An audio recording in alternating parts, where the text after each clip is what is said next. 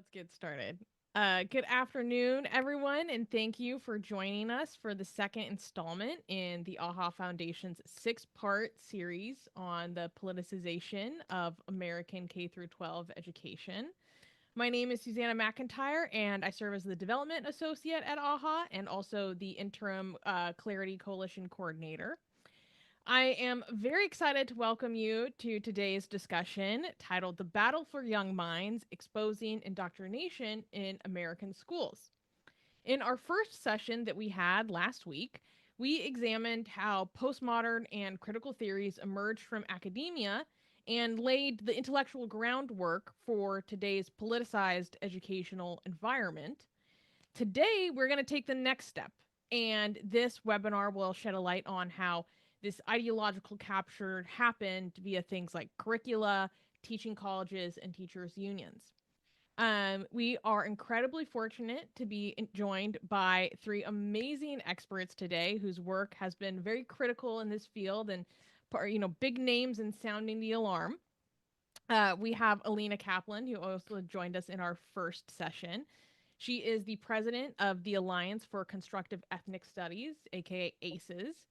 ACES is a nonpartisan grassroots coalition working to remove narrow ideological agendas from K through 12 ethnic studies and other social studies courses, enabling inspiring, empowering curricula that promote mutual respect.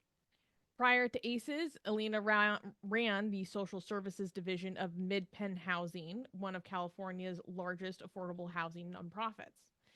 In this role, she supervised the delivery of social services and cultural programming to a wide range of low-income ethnic groups, from children to senior adults.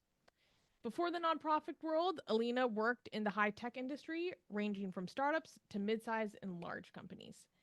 We also have with us Dr. Eric Smith, an associate professor of rhetoric at York College, Pennsylvania, and a research fellow at the Cato Institute and co-founder of Free Black Thought, a nonprofit dedicated to promoting viewpoint diversity within Black communities. His work focuses on the rhetoric of anti-racist activism, the impact of critical social justice on education, and the importance of agency within a pluralistic society. He is a frequent commentator on diversity and education policy, and he has testified before Congress and authored 2 books, A Critique of Anti-Racism in Rhetoric and Composition, and The Lure of Disempowerment, which both challenge dominant narratives within contemporary anti-racism discourse. We are also joined by Dr. Mika Hackner, a senior research associate at the North American Values Institute, aka NAVI, where she leads analysis on ideological radicalization in K through 12 and its broader implications on liberal democracy. She holds a PhD in politics from Brandeis University and is the creator of the K through 12 Extremism Tracker, which is a project monitoring ideological capture in schools. Her work has been featured in Real Clear Education, the Jewish Journal, and Quillette, with a focus on how activist-driven curricula and union influence are reshaping the classroom, often at the expense of viewpoint diversity and Jewish inclusion.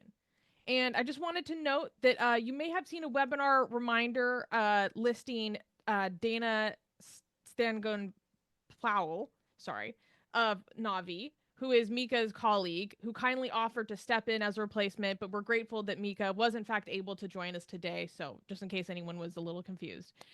Thank you for making the effort, Dr. Hackner. And we will begin with a moderated discussion, followed by a Q&A from the audience. So if you have any questions, please submit them through the Q&A feature, and we'll try to address as many questions as time allows. And thank you once again for being here. And with that, let us begin. So one question to get us started is, how did ideological or activist-driven content make its way into K through 12 classrooms? Not just ideologically, but how did outside organizations or even funding sources play a role in that process? I can start with that one. So originally, I'm going to focus a bit on ethnic studies because that's the area that is my expertise, and we can talk about how it's incorporated into other academic subjects. Ethnic studies specifically started out as an academic discipline, has been in academia for a very long time as a completely openly politicized subject. Over the last several decades, ideology has been becoming infused more and more into humanities subjects throughout academia, in ethnic studies in particular. And at the same time as that's been happening, we have a phenomenon of the ideology infusing education in schools of education. And this, again, is a process that has been happening over the last several decades. And then it suddenly took on a life of its own and sped up, seriously accelerated after the murder of George Floyd. And in a new climate that we had in the US, where people were hyper focused on addressing some of the racism in our society, this this phenomenon of ideology in education just kind of took off. In terms of where the funding is coming from, we at ACES have not focused on that because wherever the funding, and there's a whole field that studies where the funding is coming from in academia, and some of the ideologies hijacking academia is an entire field. From our perspective at ACES and from ethnic studies perspective, what's more relevant is the activism that drives a lot of the ideology in education. And many of the teachers in schools of education are coming, so it becomes a cycle. They are coming to schools of education because they explicitly say they want to be activists. And the way that they want to do that is through teaching because they think that that's the best vehicle. That used to be a tiny, tiny minority, and it has been expanding. And then it becomes a cycle of the more of them that there are, the more schools meet that that population, and it keeps going. I think I'll pause there, and maybe my co-panelists have other Sure. perspectives. I'm happy to jump in a bit. As Elina said, there are a few pathways. And the first is the curriculum are coming in through the teachers themselves, because, as Elina mentioned, they have been sort of indoctrinated themselves into this way of thinking. Paulo Freire's Pedagogy of the Oppressed is one of the most cited books and one of the most sort of commonly seen books on curricula for education in teachers' colleges and in educator colleges. And what that book is about using education as a vehicle to awaken a student's critical consciousness. That's an explicitly Marxist phrase. It's to awaken a student's need and role to be a political activist, right? So it's using education as a vehicle for activism and not education as a good in itself. So these are the people who are eventually going to be designing the curriculum and implementing the curriculum. They're coming out of these schools. The other thing is that teachers often go off book in the classroom. So the curriculum might be benign, but then you have teachers who go out and look for outside resources. And so the second pathway are these organizations like Rethinking Schools, like the Zin Education Project, that provide curricula and lesson material for teachers. And there's a whole sort of industry of also professional organizations like the Community for Responsive Education, which provides professional development, which provides curriculum training. You have a whole bunch of sort of organizations like the Coalition for Liberated Ethnic Studies that works to get these kind of curriculum in schools. And then the third pathway is through sort of foreign funding. So, one of the big news stories is about the Qatari influence. And sure, the Qatar Foundation is influencing curricula through their Choices program. And there are a myriad other examples of that. But where the funding is coming from, really, is from the taxpayer who is paying for their students, paying for their children to go to these schools and to get this education. That's where it's coming from. Everything has been pretty much said. Everything I was going to say anyway. But I can add that Paulo Fers Pedagogy of the Oppressed and some other books, the influence of that book cannot be understated. What's more, in order for that book to work, there has to be a social reality that doesn't quite match actual reality. What do I mean by that? That book was written for Brazilian peasants in the 1950s and early 60s, not for American students in 2025. It doesn't really make much sense when you look at it that way, but it does make sense if you convince those students and as many people as possible that marginalized students, people in marginalized groups, are being oppressed in the same ways those peasants were being oppressed, which I don't think is the case throughout America. So there's a working fiction going on here as well that justifies a lot of what's going on. Yeah, and Elina was just pulling up an example of one of the cover art for an edition of that book, which has the pencil as a rifle. It's Yeah, very and symbolically important. may I just also say that all that said, there are good things in that book, like the banking system. You the banking system means education as just opening, the students' heads and putting the information in there and closing it, not teaching them to think critically. So I thought that was beneficial when I was learning to teach, to not just tell them what to think, but show them how to think. Unfortunately, the banking system is being used insofar as it can help the students transform society, right? It's about critical consciousness, which is another way of saying counter-hegemonic consciousness. So, Yeah, I think those are like really important distinctions. And this is something I think about with postmodernism in general. There are some interesting, useful things about this framework, but it's the way that it's been applied that I find like extremely right. damaging. Um Uh, so along those lines, what are some of the clearest examples, and I'm sure each of you have probably some crazy examples of these ideological agendas being pushed in classrooms, and how have students responded to this? Right. My organization, Navi, we just got hold of a whole bunch of curriculum that is being taught throughout the school district of Philadelphia, social studies curriculum, US history curriculum. And I mean, I can give you a few examples of what's in that curriculum. Let me just make sure that I have this correct. So in an African American history class, students are told, after critically examining the role of racism in the United States, which is fine, the assignment is find a song to replace the national anthem. It's not, let's discuss whether the national anthem should be replaced. What are your thoughts? Yes and no. It's just find a song to replace the national anthem. In a US history class, they are taught that American elites utilized American mythology of equality and fairness as a propaganda campaign against the Soviet Union, right? That's a direct quote from the curriculum. They are taught that fear is used as a mechanism by the American government to control people.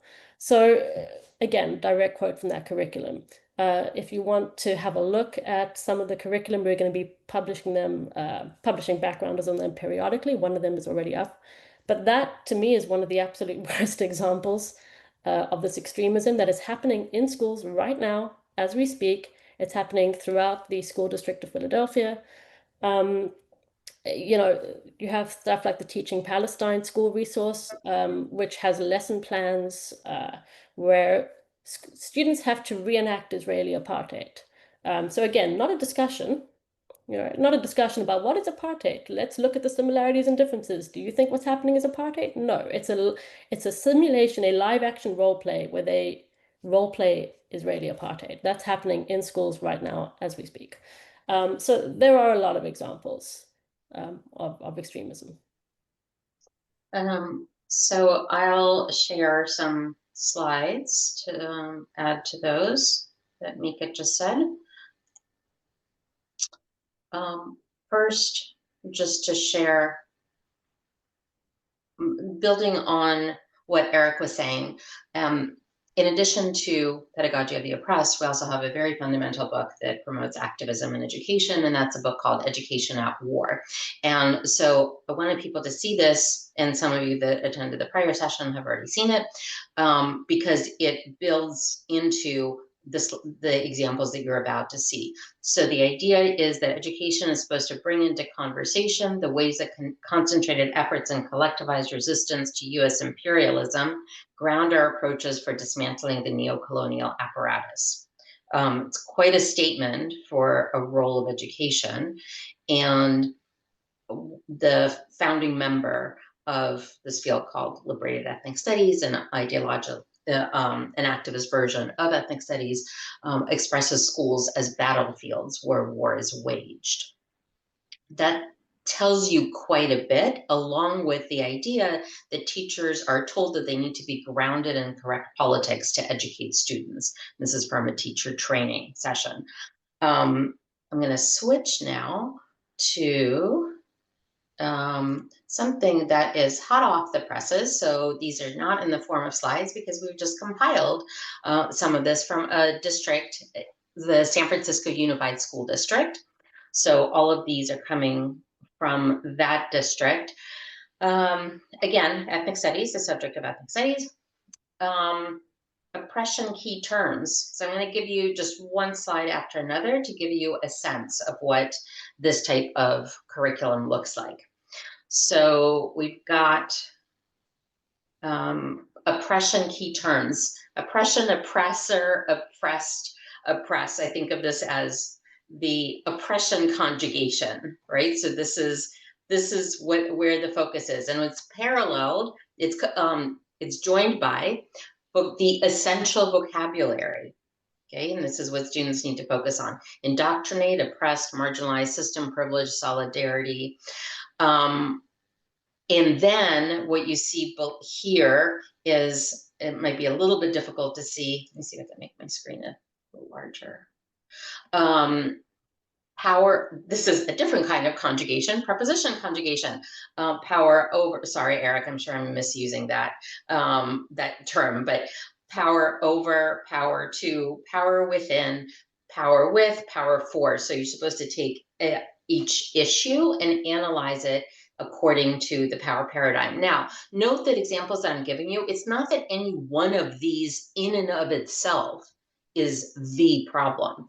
It's that this is the focus of almost the entire class. So it's building upon each other.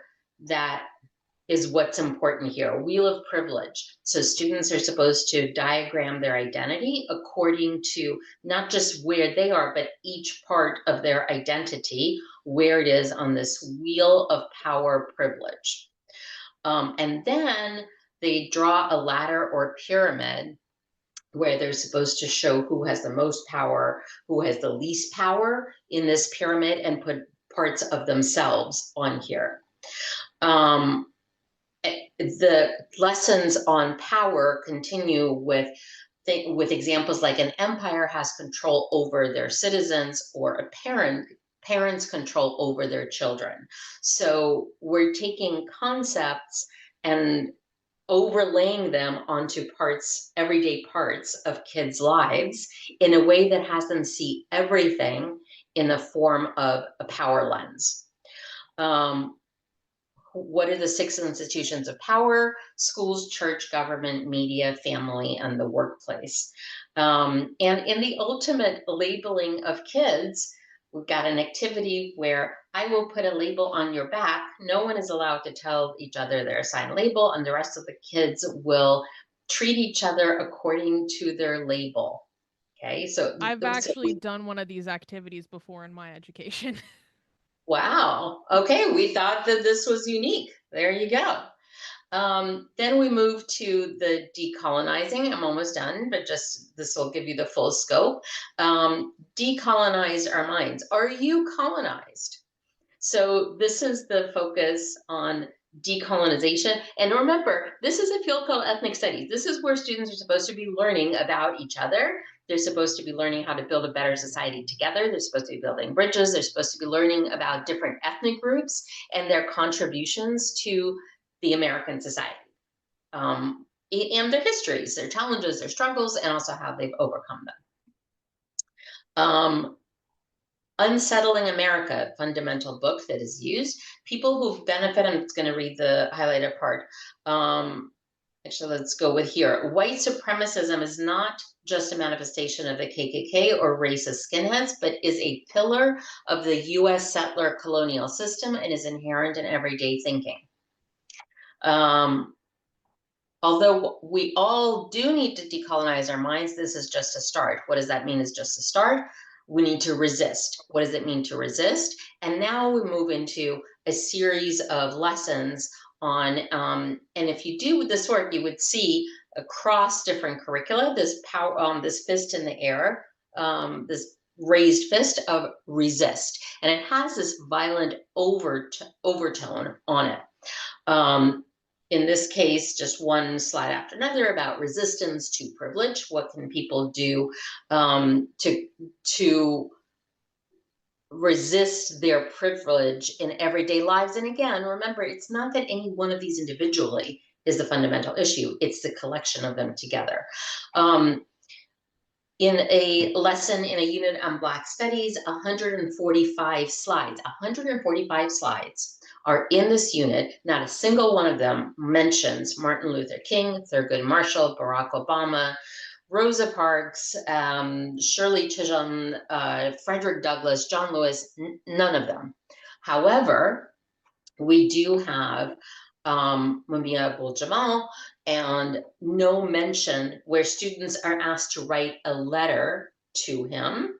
Okay, no mention is made of the fact that he was convicted of first-degree murder of a police officer, nor that he regularly quoted Mao that political power grows out of the barrel of a gun. Again, not the problem with learning about him. The problem is not learning about all the others. Much less that we're writing, not learning about him, but writing letters, odes to him.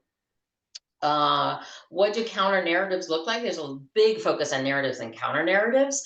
Well, in one example, we are talking about the counter narrative of the Hamas media office. And students are taught that, so pair this with the idea that students are taught that counter narratives are important to elevate. And finally, this idea of copy this down. Now, remember, these are high school students. And this to me is potentially the greatest example of dogma being taught posing as education. The regurgitation that takes place is just stunning. So one after another, they're told to copy this down. Ideological resistance centers love and humanity. You must copy down the bolded words and phrases at a minimum. Teacher says students will copy teacher examples in notebooks and so on. And then just two final ones. This one just because it's ridiculous, in an example of getting crazy with dogma versus education. Suffrage, the dominant narrative, so this is dominant, counter dominant, is that in 1919 white American women fought for a right to vote, but that's incorrect. The counter narrative is that women have had the right to vote in this land for over 1,000 years. Okay, process that for a moment. What is that referring to? It's referring to the fact that in some matrilineal Native American societies, women were able to vote and did vote for the chiefs in their nations. Okay, these students have not yet had US history. So we're literally teaching them completely misleading information about history itself. And last one that kind of encapsulates it for me at least, and I'm hoping that Eric will talk about this when he talks about agency.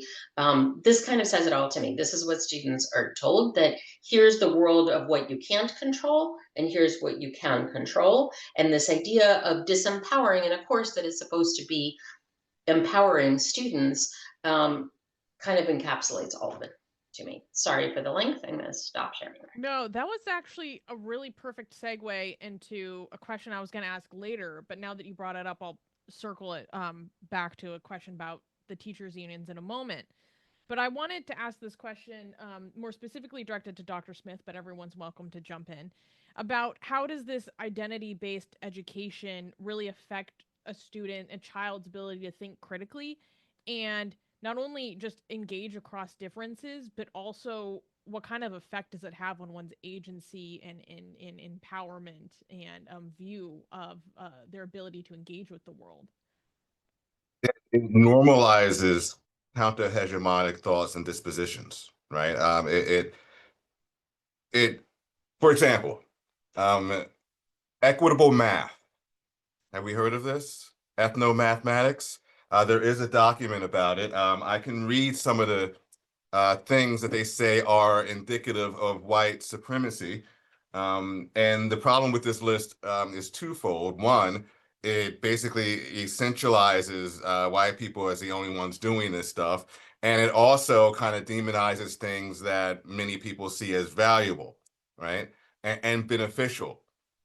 Perfectionism, sense of urgency, defensiveness, quantity over quality, worship of the written word, paternalism, either or thinking, power hoarding, fear of open conflict, individualism, only one right way, progress is bigger, more, objectivity is bad, and right to comfort.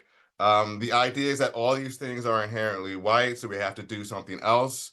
And get rid of those things. We have to stop focusing on the right answer. You know, math is literally the only place where there is a right answer.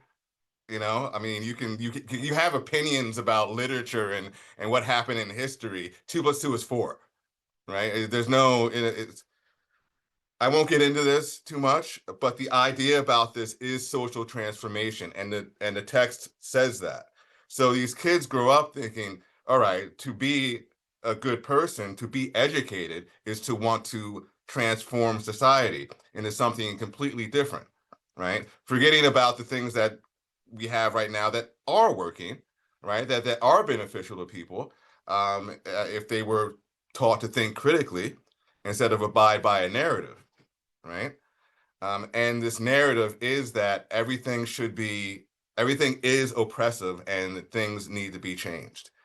Vladimir Lenin spoke to the communist youth, and he said that it was immoral to teach, say, math without focusing on communism. It has to be math insofar as it supports communist ideology. It has to be history insofar as it supports communist ideology and things like that. And we see that going on here in math. It's math insofar as it, counters hegemonic ideals, dominant narratives, and things like that. And speaking of narratives and having students write counter narratives and things like that, that is a big thing in higher ed as well. From my field, that's probably backwards, but it says counter story. All right, the rhetoric and writing of critical race theory. Now, counter story is seen as epistemologically rigorous as, say, the scientific method or a research paper or something like that. Now, it is valuable to hear other people's stories that kind of contradict the mainstream or things like that. But this book also argues that fiction, like making things up, is, equal in rigor to, deep research in the scientific method and things like that. So they encourage people to use composites. So, 3 people, put them together into one person and have them do something that probably would happen to them and treat that as it's real, right? That's what's going on, and that's college, right? So more susceptible K-12 students are almost doomed when you get a teacher who has that kind of approach to things. So ethnomathematics, the idea that expecting students to get the right answer instead of just appreciating their desire to learn, right? All these things go into what Lenin was talking about. It has to be education insofar as it supports an ideology. Hmm. One thing that I wanted to circle back to, and I think Dr. Hackner, you will probably have a great deal to speak about this, is about the teachers' unions. And how do the teachers' unions have influence over curriculum decisions? And then how does this shape the spread of this politicized content in schools? Okay, it's a big question. Teachers' unions are a big problem. I first want to start by giving a concrete example of something that happened in I'm probably going to mangle the pronunciation, but Pajaro Valley in California. I got that right? You're free. Okay, so they wanted to implement an ethnic studies curriculum because Governor Newsom, had this AB 101 to say ethnic studies is going to be a requirement if it's funded, a graduation requirement. It's an unfunded mandate, by the way. Your school does not need to have it to graduate. Make sure that your kids aren't in these classes. Anyway, Pajaro Valley says, great, we're going to go ahead with an ethnic studies curriculum. Ethnic studies activists from the Coalition of Liberated Ethnic Studies, as Elina mentioned, wanted to have the Community for Responsive Education be the ones to design this contract. The head of community responsive education was one of the original authors of the ethnic studies model curriculum for California, which had to be so revised because of accusations of anti-Semitism. But the teachers union in Pajaro Valley, the Pajaro Valley Federation of Teachers, is very much in favor of this ethnic studies curriculum. And so they put all of their money and their effort and their time behind candidates for the school board that they knew would sit and approve a contract with this group to get this curriculum written, right? So the point is that you have activist union members made up of activist teachers. They're the ones that show up to the meetings. They're the ones that make the decisions because they're activists. In cahoots with outside activist organizations and then activist school board members to get things pushed through. So that's one example. Within teachers' unions, you have a growing sort of progressive caucus or movement of rank and file union members who are doing their best to put things in front of their union leaders to get passed to become part of sort of union policy. The worst example of this is Chicago, where CORE, the Progressive Caucus, is actually now taking over it has taken over the Chicago's teachers union. That is completely CORE, right? In Philadelphia, you have the Caucus of Working Educators. The teachers union in Los Angeles is completely leftist. And so they are pushing for their union to adopt more progressive politics, to put the emphasis on activism rather than education of the students. They're supporting school board members who are for progressive activism as well, and it's the school board that oversees curriculum decision. So they're a huge part of the story. The other thing that they do is they hold teacher training and professional development services for teachers. So, for example, I think it was the Oregon Education Association, gave teachers professional development credits or training hours for attending a social justice workshop, where, among other things, teachers could attend a seminar about how to avoid false accusations of anti-Semitism, how to teach Palestine effectively in the classroom. So, you get professional development credits if you attend these highly, I keep using the word progressive, but that's not right, these highly radical, professional development training sessions that the unions are teaching. That the unions are pushing. I mean, the Beaverton Education Association in Oregon had a Teaching Palestine event where all their teachers came. So, the more these unions are taken over by progressive activists, the more the professional development for teachers within the union is moved away from education and more towards progressive activism and how we can implement that in the classroom. Wow, a professional development course where you get credit to learn how to dodge an accusation of anti-Semitism is pretty crazy to me. That's a new one for me. There's a lot Wow. of craziness. There's a lot of craziness that's going Yeah. on that people, need to know about. And Jason Riley wrote a book a few years ago, called "Please Stop Helping Us." Yeah. And which is a great title, right? It's about how leftist ideologies are actually undermining student education. And he says the problem with the teachers union, one of them, is that it's the teachers union. It's not about the students.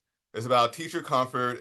It's about not being beholden to any kind of standards or things like that. It's about job protection. It's about the status quo as well. So the students are the last people being thought about when it comes to these things. That's I mean, fantastic point. Completely right. The other thing that I just love the title of that book. I want to read that now. But the other thing that I forgot to mention is that, sure, this is happening in local teachers associations and on the state level, but also on the national level. So the National Education Association, for example, or the American Federation of Teachers, they hold events with Rethinking Schools, which is this far left group that produces these teaching materials. They have this Teach Truth Day of Action, where teachers associations under the NEA banner, hold events in joint events with Rethinking Schools. The very idea of Teach Truth is horrifying to me, right? Because you're telling the students there is one truth, there is one way, and we are the ones who are going to bestow it upon you. The fact that a teachers union would sign off on something called Teach Truth is worrying to me. But it's the vice president of the NEA had a sort of fireside chat with Jesse Hagopian, one of the editors of the Rethinking Schools. So they are very much in cahoots with these radical actors. Before we dive into the Q&A, I wanted to pose an open question to you guys, which is the general theme of this webinar series. And so open to all of you. And this is a common question we get, which is like, what would it take to restore a culture of open inquiry and academic integrity and academic rigor? I think that's most important, perhaps, in K-12 education, once again. So I can start on the activist side, on the advocate side. I think from the societal perspective, and I will leave the educators to talk about it from the education perspective. On the societal perspective, we need to build a critical mass, and we need to build to a critical mass of people to say enough, which includes webinars like this, by the way. It includes people not only making themselves aware of what's going on in K-12 education, but also speaking out. And speaking out can take many, many different forms, whether it's letters to the editor or op-eds, or if it's going to speak at school board meetings, coming to school board meetings to understand what's going on, and also speaking out, writing emails to board members and to superintendents of education in your district or the state. It can take many different forms, and I know that you'll be having another session on what can people actually do. But ultimately, the big picture is we need to start building to a critical mass of people to start pushing back on the place where we currently are. Otherwise, it's not going to change by just this little circle of us. We need to start shining a light. We need to start making it bigger. I will say, and I probably should leave this to Dr. Smith to expand upon, but we need to, a longer term effort is to reform or rethink how we train teachers. But on the local sort of advocacy level, as Elina said, parents need to get involved, and just because your kid ages out of the school system doesn't mean that it's no longer your problem, because this is leading to a societal shift that none of us are going to like, right? So you have a right, if your school gets federal funding, you have a right to request to look at the curriculum that your district has approved or that your school is using. So find out what the curriculum is. If you're a parent in the school district of Philadelphia, sorry, that's just in my head. You have an absolute right to see what they are teaching your kids in US history, right? So look at what's happening in your class, in your kid's classroom. Talk to your kid at the end of the day. What did you learn at school today? What were the teacher activities? So that you have an idea of what's actually happening in the classroom. As Elina said, don't sleep on the school boards. It's incredibly important. So support school board candidates that you think are going to lead your district in the right direction. Run for school board if you think you're the person to do that. So you have to get involved in a number of different levels. Again, just to push, Navi has a toolkit out at the moment, helping parents, helping educators and other activists for what to do about this extremism in your classroom, which you can find. But absolutely, know what's happening in your school, know what's happening in your kids' classroom, and then go to school board meetings, meet with teachers, write to the district superintendent. As Elina said, make noise and get organized.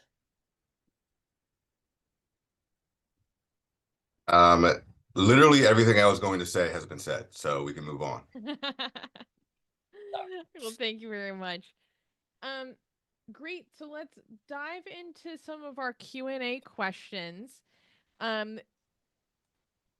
We've already answered some. So one person asked, Dr. Hackner, you touched on this briefly. They said, I have heard that even parents are not given the opportunity to examine textbooks under consideration for adoption or used by their local school district. How can the public get notices about proposed or adopted curriculum in their locality or state? Because as you said, they do have that right. Yeah, I mean, almost all schools get federal funding in some way, so you do have that right. I think firstly is look at what is on your school board agenda. So you have to, this is hard work and it's legwork. So you have to be actively engaged. So find out what is coming up in your school board's agenda. All right. And then go to the meeting. That's number one. FaceTime with people is super important so that you actually get to know who is sitting on your school board, who are the teachers, and having that kind of personal relationship will help you. If that doesn't work, letter writing campaigns, op-eds, what are you hiding? Why aren't you showing us what the textbook is, right? Make noise. What about... And organizations like Navi and like Elena's are here to help you in that process as well. What about one contention I've heard is that sometimes they flag that this is a copyright issue, but I've heard that that's actually not the case. So let me just add one thing to what Mika said. Everything that she said I agree with, and I'm going to add one more thing, and then I'll address what you just asked, Susanna. Right now, it's a bit of a game of whack-a-mole. Organizations like Navi and ACEs are reacting to stuff that's coming our way. We don't have the capacity to do this proactively. We are reacting as parents bring it our way. If you want to be on top of what's happening, get onto our websites. You're going to see websites. I'm seeing that Natalie is posting the sites on here. Get onto the website so that you can get emails and hear about stuff that's happening around you. But within your own district, really the only way is exactly what Mika said, to just keep on top of, look at the agendas. They are required as new curricula. It's important to understand that as new curricula come up, almost all districts in the US have board policies that require the board to approve the curriculum, which means that it would be on an agenda, which means that you would see it beforehand. So theoretically, the framework is very much there for all citizens to see. And it doesn't matter if you have a parent, if you are a parent in the district, if you are a taxpayer, then you have a right to know what is being taught in your district. And actually in the state as well. In terms of the copyright issue, there is no copyright issue. That's a myth. And because of that law, that parents have a right to know what is being taught, they have the right to, first, the only area where it comes in is, no, most school districts are not going to send you a PDF of the book. That's true, but you absolutely have a right to come in, to look at the textbook and to make copies of what is there. On the other hand, keep in mind that increasingly fewer and fewer textbooks are being used in social studies courses, history and social studies courses, and more the information is being propagated online. It's links, it's worksheets that are online, and most of the really bad stuff is in clicking through those links and seeing those YouTube videos and seeing those posts and seeing those resources. So if you are looking at the information, be sure to click through, so to speak. Really interesting. I just want to add one more little thing to that. It's, you know, a curriculum is one thing, what the teacher does in the classroom might be another. So you still want to, you know, and I'm sure you all do as good parents, over the dinner table, just ask your kid, hey, what did you learn in school today? And make sure that what they learned in school is aligning with the curriculum that you've read, and that the teacher isn't going rogue in an odd way. Mhm. Kind of related, is there a role for people who aren't parents but are concerned? A local activist where I live used the term parent adjacent to talk about this group of people. Because I think there may 100%. be a lot of people who care, but they don't have a kid to ask about what's happening in the classroom. Which, by the way, makes it even more important for the parents to do, to actually speak to those around them and share information. A lot of this is word of mouth and share information. For the ones that are not parents, absolutely, there are roles that are almost as important as the parents in terms of speaking out and for finding. So the question that you're asking is how to find out. They can go to board meetings. They can look at the agendas. The board meetings are not just for the parents, it's for the community members, it's for the taxpayers. So all the same things that we're saying, other than that part that Mika just said in terms of asking your child, what did you learn today? That's the only part that they're missing. Everything else, and by the way, they're welcome to ask for the materials from their district, to look at the materials. So all of that is still open to them, and the methods of writing to the board members, speaking to board members of administration are all open to them. I will say that it is, if they can, in cases of speaking to or communicating with boards or administrations, it tends to be a little bit more impactful if they can go in with a parent, if they can join with a parent to anybody in the district. Not at all a requirement, but it tends to be, in majority of cases, a little bit more effective. That's really helpful. I think a lot of people want to help, but maybe, maybe they're just a grandparent now, or maybe they've never been a parent and don't plan, but they still care, but they don't feel like they're entitled to get involved. But they are. They do have. And I will also say that we have quite a number of cases where some of the most impactful ones have been from either grandparents or community members that don't have kids in the district. Happens all the time. That's great. We had one more question from Helene asking, how can you challenge effectively in person minority educators, Black, Latino, LGBT, Asian, etc., who have been brainwashed to believe Israel, the US, and American Jews and Christians really want to target them in their work and students for their identity or belief? So like, kind of, I guess you could frame this as like the hegemonic, they want to target the minorities. It's wild, but I encounter this often in certain spaces, especially in New York City. Speak to that experience. I will say that I don't. So I'm really hoping that that Dr. Eric Smith does have ideas, because in those, I think for the true believers, sitting down and having a conversation has not gone anywhere in my experience, nor those that I work with. But maybe Eric hasn't. I don't. Okay, good, because I felt like I was the only one. I don't. They are cult members, and it takes a long time to deprogram someone, and they're not going to listen to rational argument because their beliefs are not rational. So the best that you can maybe hope for is say, hey, you're free to believe whatever you want and say whatever you want, which is absolutely true. However, the classroom is not the forum for it, which is again absolutely true. But the best that you can do is organize around them and change the system around them, not change them individually. Perhaps I'll say this. Perhaps you could model, happiness and fulfillment for minorities, right? Not everybody is miserable and in these cults, right? There are people who are striving. Ian Rowe's school system, point to that and say, "See, look at them," and they're happy. They're growing up to be, successful and fulfilled people, right? You could do that, but other than that, I don't really. Yeah. I'm at a loss. Mm.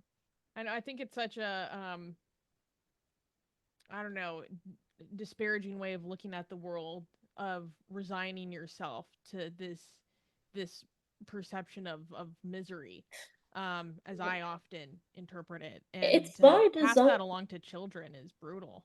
Well, it's by design. They want to break them down and feel helpless so that then they can tell them that this is where your strength lies, so that they can turn them into activists. It's Right. by design, which makes it really ugly. Mm-hmm. And I think that's one thing that's been really powerful to me, to meet people that work in this field. And some of the most active and powerful voices are from minority communities that say, don't you dare teach this to my child. Like, I want them to be actualized and invigorated by this world, and say, like, the world is my oyster. How dare you tell them that they are, that just powerless and in chains? It's like learned helplessness. How dare you teach my child learned helplessness? As just a person of a minority group in this country. Right. I'd be furious if I was a parent. Right. Oh, and Elaine asked that question and said thank you. Well, lovely. Thank you everyone for joining us today, and thank you to Dr. Smith and Dr. Hackner and Elina for joining us for this conversation. We have our third webinar coming up 2 weeks from now, taking place on June 16th at 4 p.m. ET. And we will be taking a deep dive, more specifically into the rise of anti-Semitism in K-12 education and how it's spreading, what's driving it, and how it connects to this broader radicalization that we've been discussing. At the AHA Foundation, we are a small but dedicated team working every day to expose and combat the rise of illiberal ideologies in the classroom and beyond. So programs like this require time and resources and a lot of passion, and we're able to do it thanks to our many supporters who are here today. And so I wanted to let you know that right now we are running a spring match campaign, which means that if we raise $25,000, an additional $25,000 will be unlocked to us to help us continue our critical work. And we're currently at about 30% of our goal. So we're hoping that with the help of our supporters, we'll be able to cross that finish line. And if you're interested in contributing or learning more, you can visit the AHA Foundation website. And thank you all. Natalie dropped a link to our next webinar in the chat, so make sure you register. And we will see you all at the next session. Thank you very much. Thank you. Thank you. Thank you. Thank you.